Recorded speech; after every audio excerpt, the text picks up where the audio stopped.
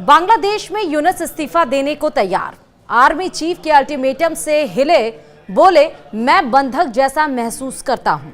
नमस्कार, आप देख रहे हैं न्यूज 18 और मैं हूं आपके साथ श्रुति श्रीवास्तव। बांग्लादेश में अंतरिम सरकार के प्रमुख सलाहकार प्रोफेसर मोहम्मद यूनुस और आर्मी चीफ जनरल वाकर उस जमान के बीच तनाव चरम पर पहुंच गया है। आर्मी चीफ ने सख्त लहजे में कहा कि देश का भविष्य एक गैर निर्वाचित सरकार तय नहीं करेगी और दिसंबर 2025 तक चुनाव कराने का दबाव बनाया है ताकि 2026 की शुरुआत तक एक चुनी हुई सरकार सत्ता संभाल सके। दूसरी ओर नोबेल पुरस्कार विजेता यूनुस ने मौजूदा हालात में काम करने में असमर्थता जताते हुए इस्तीफे की ओर इशारा किया है। यूनुस ने कहा, मैं ऐसी स्थिति में काम नहीं कर सकता जहां मुझे बंधक बनाया जा रहा हो। सभी राजनीतिक दलों को एकजुट होकर कोई रास्ता निकालना चाहिए। उनके इस बयान के बाद बीते गुरुवार को इस्तीफे की अटकलें तेज हो गई। जुलाई आंदोलन के बाद बनी जातीय नागरिक पार्टी यानी एनसीपी के संयोजक नाहिद इस्लाम ने बीते गुरुवार शाम यूनुस से उनके आधिकारिक आवास यानी स्टेट गेस्ट हाउस जमुना में मुलाकात की। बीबीसी बांग्ला से बातचीत में नाहिद ने बताया कि यूनुस ने मौजूदा परिस्थितियों में काम करने की असमर्थता जताई है और कहा है कि अगर मैं काम नहीं कर सकता तो रहने का क्या मतलब। नाहिद ने यूनुस से अनुरोध किया कि वह जन आंदोलन और राष्ट्रीय सुरक्षा के लिए मजबूती से डटे रहें और सभी दलों के साथ एकता बनाए रखें।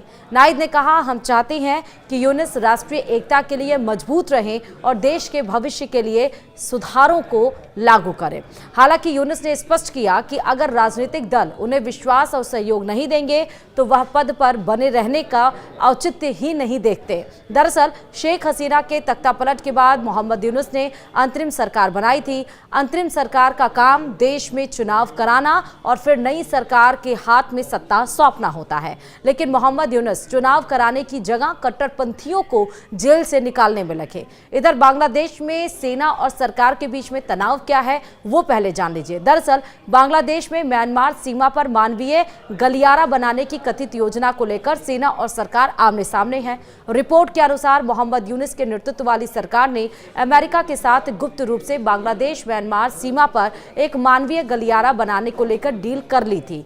जब यह बात सेना को पता चली तो उनकी तरफ से नाराजगी जताई गई। खुद बांग्लादेशी आर्मी चीफ ने इस डील की निंदा की। इसके बाद यूनुस सरकार ने यू टर्न लेते हुए कहा कि उन्होंने किसी भी देश के साथ म्यांमार सीमा पर मानवीय गलियारा को लेकर समझौता नहीं किया है।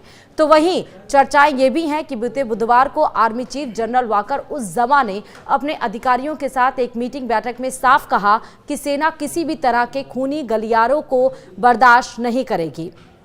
उन्होंने जोर देकर कहा कि देश में जल्द से जल्द चुनाव होने चाहिए और भविष्य एक निर्वाचित सरकार तय करे। सूत्रों के मुताबिक सेना प्रमुख इस बात से नाराज हैं कि अंतिम सरकार महत्वपूर्ण फैसले लेते समय सशस्त्र बलों से सलाह नहीं ले रही है। जनरल वाकर ने यह भी चेतावनी दी है कि सेना अब भीड़ हिंसा या अव्यवस्था को और बर्दाश्त नहीं करेगी और कानून व्यवस्था बनाए रखने के लिए सख्त कदम उठाएगी।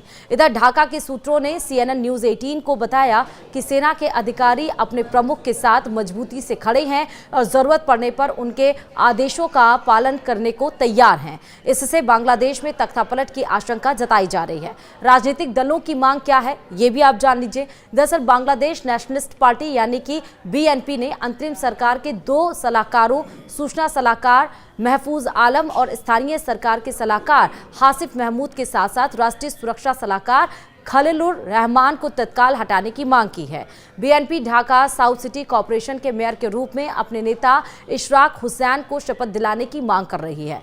BNP लंबे समय से दिसंबर तक चुनाव कराने की मांग कर रही है और एक छोटे सलाहकार परिषद की वकालत कर रही है। यानी कि राजनीतिक दलों में भी हलचल है जो यूनुस को सपोर्ट करने के लिए तैयार नहीं है। इधर सेना ये कह रही है कि यूनुस जो भी फैसला लेते हैं उसमें सेना को शामिल नहीं करते हैं और अब वहां पर जो खड़ा विरोध है, जो विवाद है, जो सड़कों पर आंदोलन हो रहा है उसको अब सेना नहीं चलाएगी। मांग यही है कि अब चुनाव होना चाहिए। चुनाव के द्वारा जिसको भी वहां की आवाम, वहां की जनता चुनकर लाए वो सत्ता पर काबिज होना चाहिए। इसी के साथ ही यहां पर हलचल तेज हो चुकी है। अब देखना होगा कि क्या यूनुस यू टर्न लेते हैं या वाकई इस्तीफा देते हैं।